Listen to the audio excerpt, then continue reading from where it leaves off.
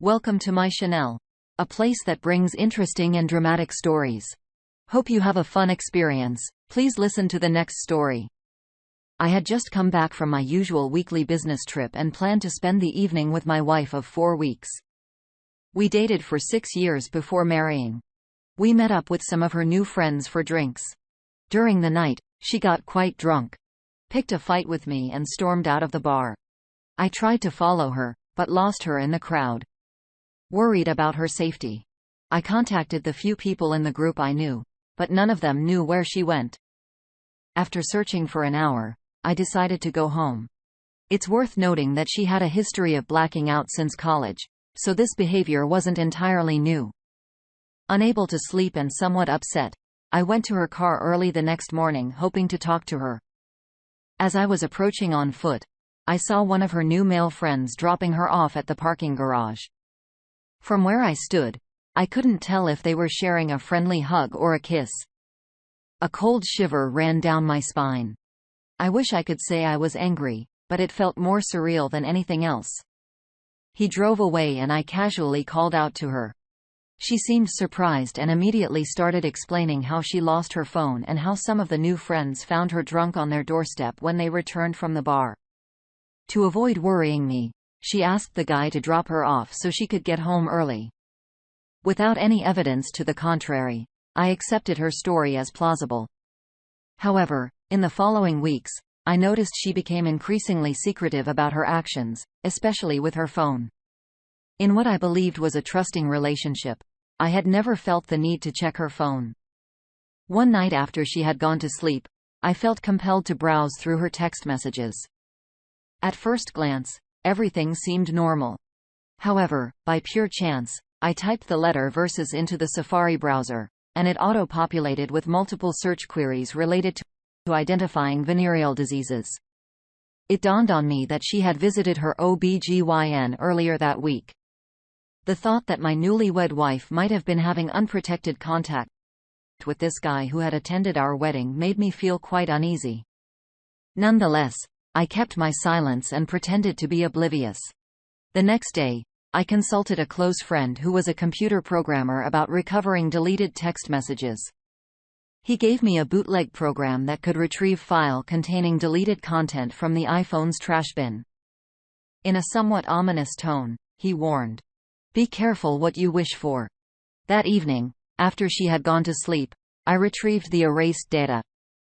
Upon my initial scan, I discovered a plethora of texts exchanged between her and him, discussing various physical acts, including one a whole act in a workplace bathroom, and getting turned on by one of his roommates watching them through an open door.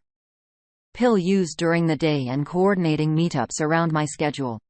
I began to shake and rush to the restroom where I dry heaved for 15 minutes, utterly shocked. After collecting myself, I returned to our bedroom, woke her up and told her that I wanted to discuss my fears of infidelity. After allowing her to lie to me for 10 minutes, I presented her with a highlighted stack of text messages. She immediately burst into tears, claiming that she had been under a lot of stress, that it was purely physical and that it had only been going on for a few weeks. She promised to end it the following day. Regarding the venereal disease, she admitted to having unprotected contact with him, and said,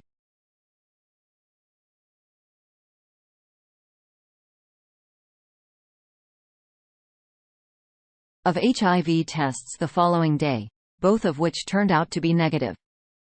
So I had that small consolation. Feeling embarrassed by the brevity of our marriage and the thought of explaining it to my family,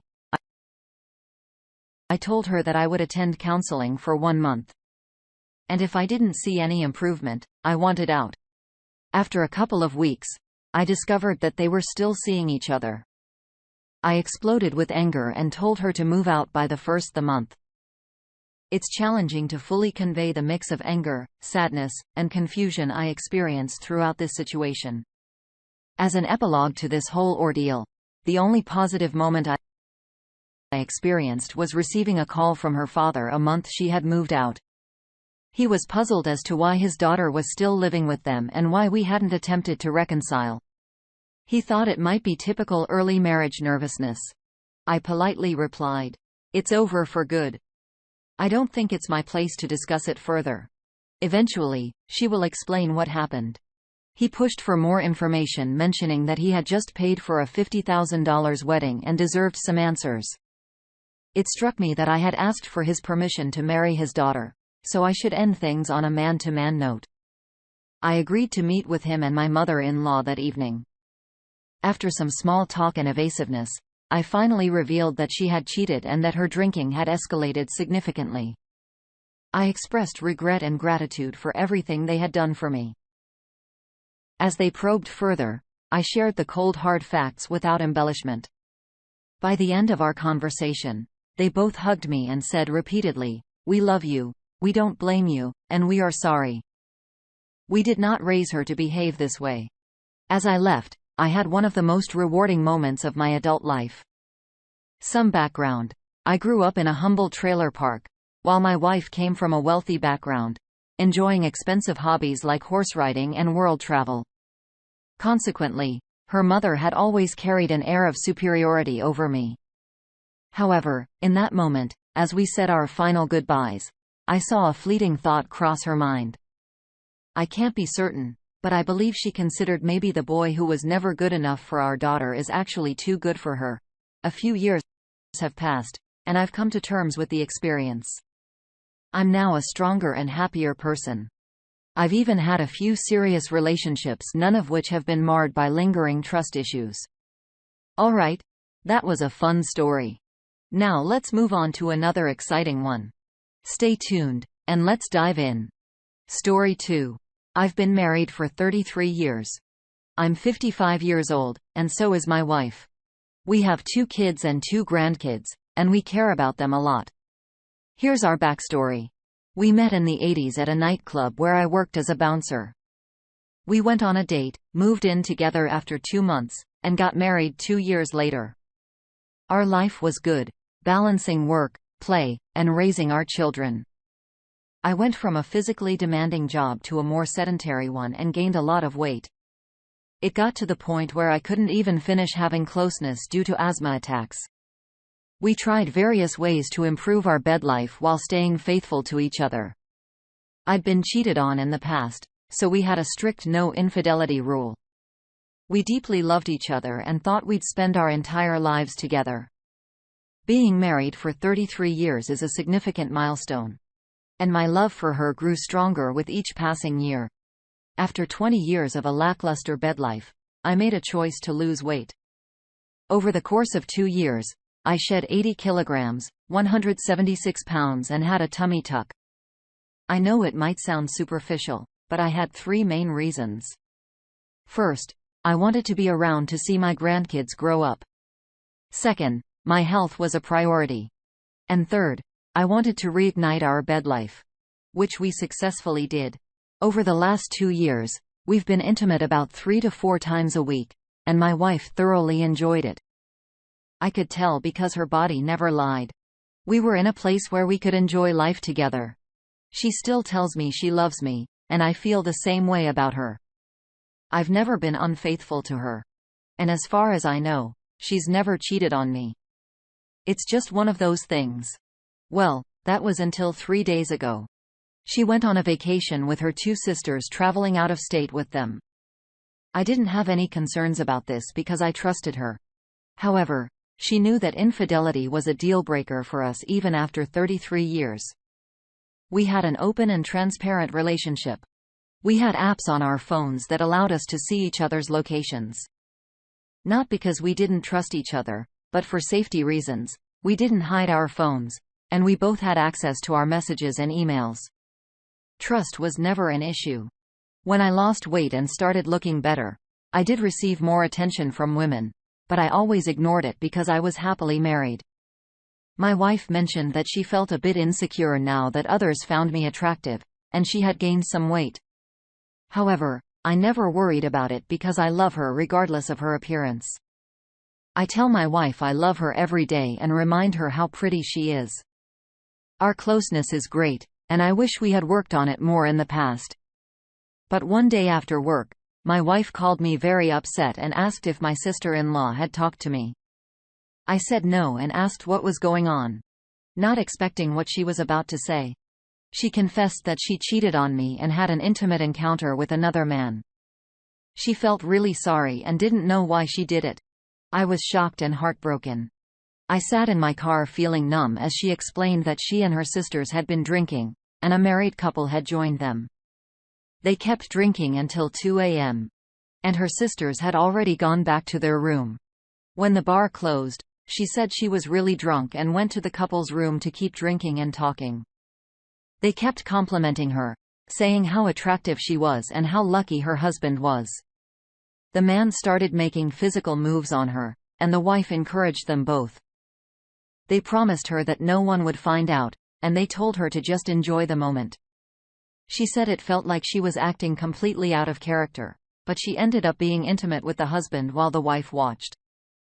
The next morning, she woke up in bed with both of them asleep and quickly went back to her own room. Her sister found her, and she told her everything. Her sister said she had to tell me about it, or she would do it herself. She cried a lot as she told me all of this over the phone and begged for my forgiveness. I felt emotionally numb and couldn't understand how she could risk our lives like this. She cried non-stop saying how sorry she was, how much she loved me and how big of a mistake she had made. I told her it wasn't just a mistake. It was a choice. After that, I hung up, turned off my phone, and went home.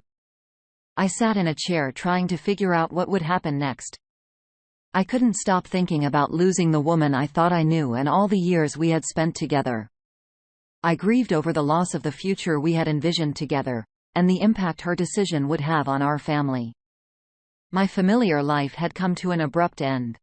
For the past 2 days, I isolated myself, but eventually, I turned my phone back on. Unsurprisingly, I found a multitude of messages from her and her sisters. The final message indicated that she was en route home. My children had also tried to reach out as their mother had.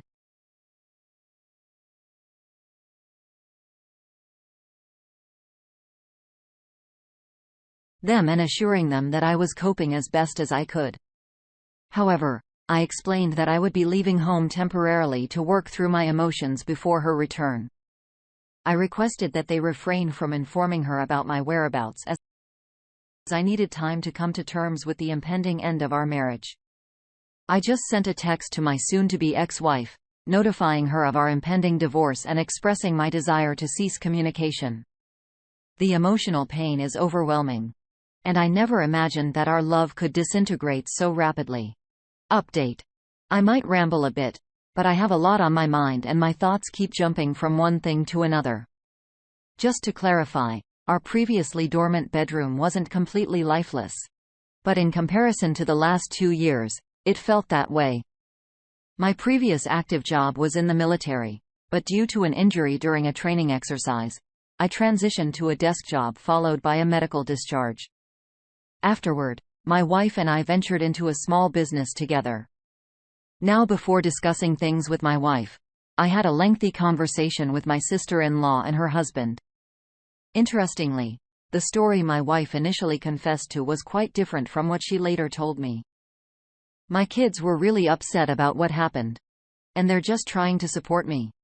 I've talked to them about it, telling them that despite being angry at their mom, she's still their mom and their grandkids' grandma.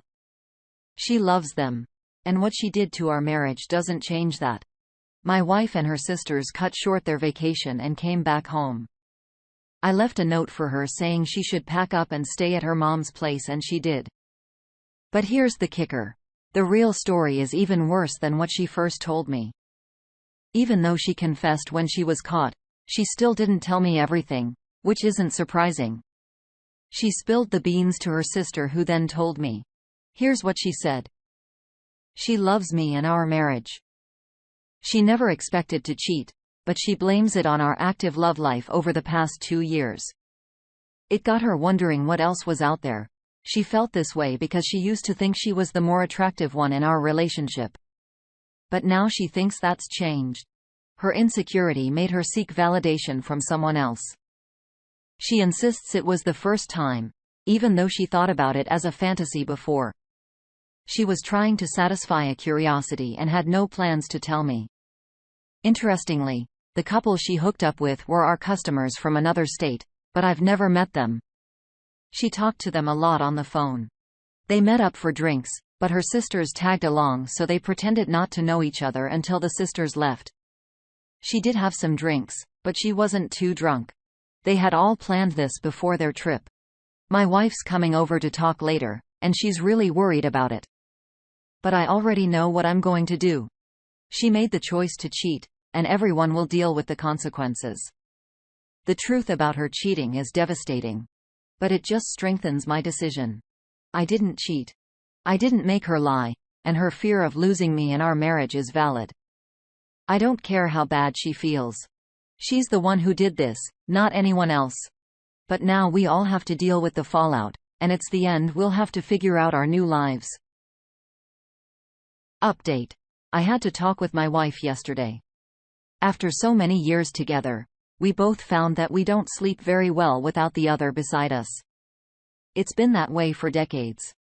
However, last night was the first night I had a very good night's sleep without her there. When she walked through the door, she looked terrible. Sleep-deprived, guilty, scared, and red-eyed. Normally, my heart would break, and I would comfort her, but not this time. I was sitting at the table and she started crying again and rushed in for a hug. Blubbering about how she messed up and is so sorry, etc. I put my hand up, told her not to touch me and instructed her to sit down. She complied. I asked if she wanted a coffee as I was going to make one and she accepted. So I made the coffee and returned to the table. Her eyes never leaving me. Thank you for the coffee. I interrupted. Hold on.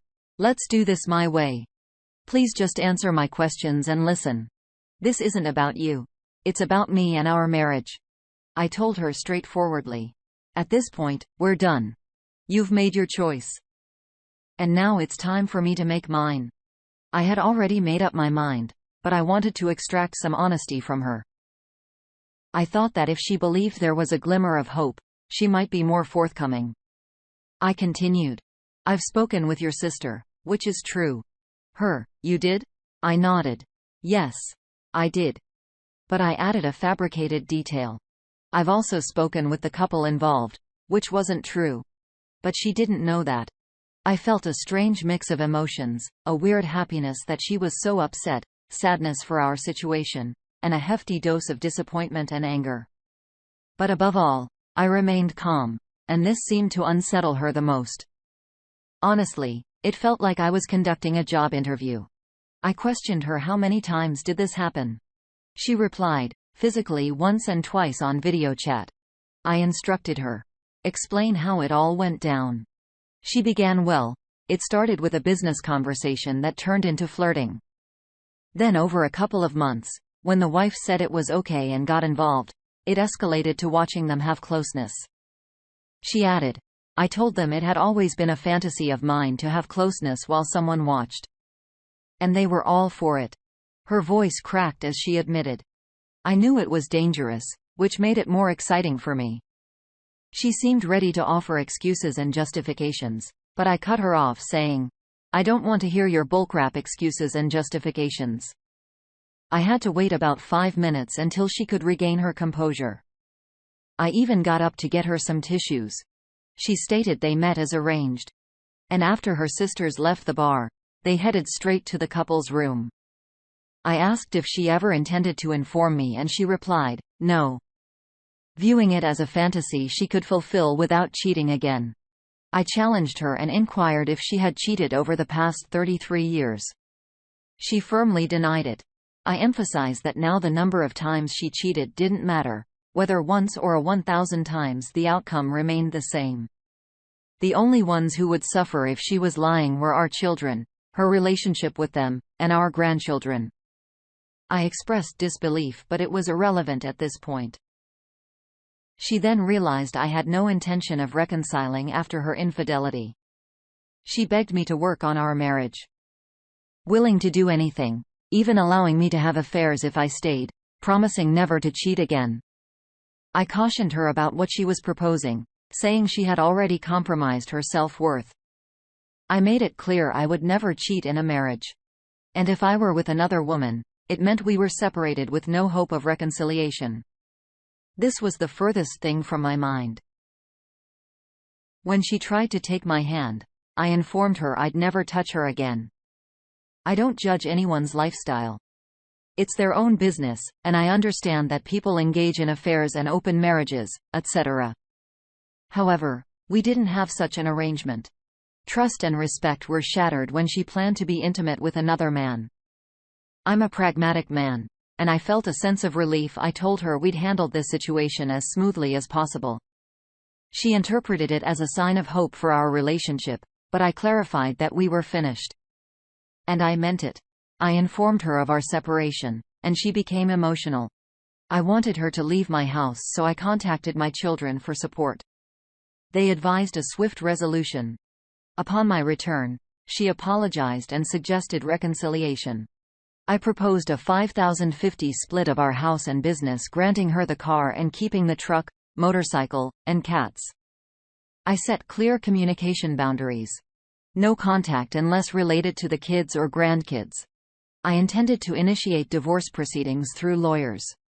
I left the house so she could sort herself out and take some more of her belongings. Then I went to my daughter's place. I spent a few hours there talking with her and playing with my granddaughter. When I returned home, she had already left.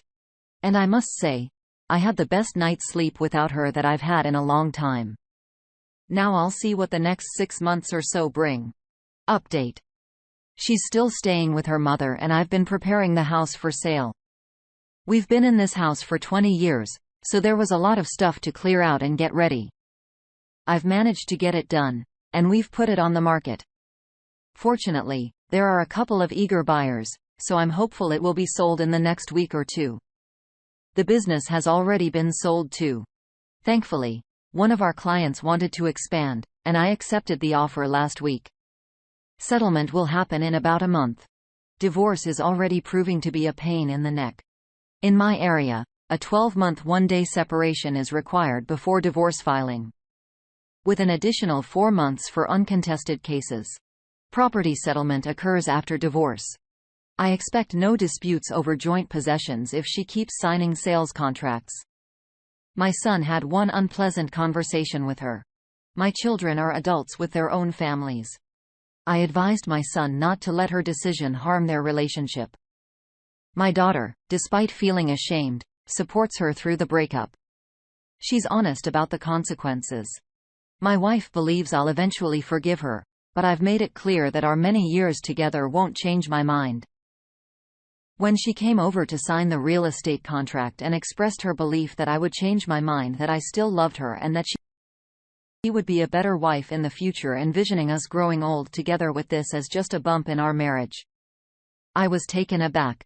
I simply told her she was utterly mistaken and that her expectations were wildly unrealistic. She had lied and cheated in the worst way possible, engaging in intimate acts with another man. The idea of being intimate with her again was unfathomable. She mentioned that she regretted it and didn't know what she was thinking, emphasizing that it wasn't even enjoyable. I told her to stop talking, as I had no interest in hearing whether she enjoyed it or not. The fact remained that she had done it, and there was no chance of reconciliation. I wanted nothing to do with her and eagerly anticipated moving forward with my life without her. I believe she is in deep denial about what's happening. And she no longer has any control over my actions, nor is she entitled to it. Her deceitful actions dismantled a once loving marriage. And she knew this would happen before she cheated, so she can't claim to be naive about the situation because it is indeed happening. Interestingly, I've been receiving attention from other women lately. I'm not interested in pursuing any relationships at this time. It's reassuring to know that when I'm ready, I'll have plenty of options. My soon-to-be ex-wife even became angry when she learned that women we know have come over to visit and bring me dinner for conversation only, of course. She told me she wants me to get it out of my system, and she'll be waiting. It's truly baffling how messed up her thinking is. The only thing I want to remove from my system is her.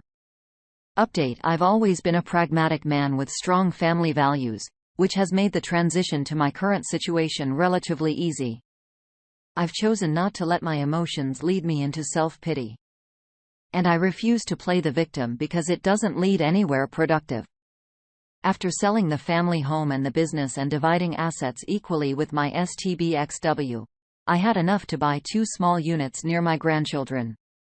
My son and daughter live in different states with their partners and children. I did this because I wanted my own space while staying close enough to visit. I'm still working. A former business competitor offered me a part-time role, which I accepted. This job allows me to have plenty of free time to start enjoying life again. There were a couple of weeks when I didn't have much to do, so I hopped on my bike and went on rides with no specific destination, just stopping for coffee and sightseeing. In the evenings, I'd stop at pubs and enjoy a few drinks before heading out the next day. What has surprised me the most is how the casual dating scene with women is. And I must admit I'm enjoying it. Over the past 2 weeks, I've connected with a few women with no expectations. Just looking for fun and companionship without emotional baggage, I'm pleasantly surprised at how well I'm feeling. Many have asked if I reached out to the couple my wife cheated with. The answer is no, and I have no desire to do so. Her choice to cheat was hers alone, and they mean nothing to me. The best response to a cheating partner is indifference and focusing on your own life. While I still think about what happened, life moves on, and I'm concentrating on myself. My soon-to-be ex-wife, STBXW, seems to believe that once I calm down and miss her, I'll take her back. I've made it clear that our marriage is over with no chance of reconciliation. I no longer care about her actions or who she's with. It's not my concern. Likewise, what I do has no impact on her anymore. My daughter told me her mother is still in denial, feeling sad and embarrassed, and wants me to take her back. I told my daughter that won't happen because her mother is only regretful and embarrassed because she got caught and is facing the consequences of my decision to leave.